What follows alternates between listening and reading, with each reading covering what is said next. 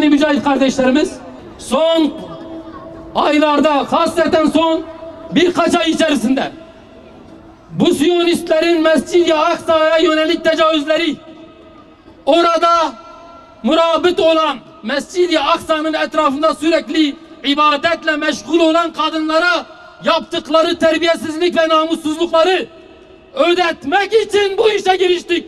Bu bir kurtuluş savaşıdır.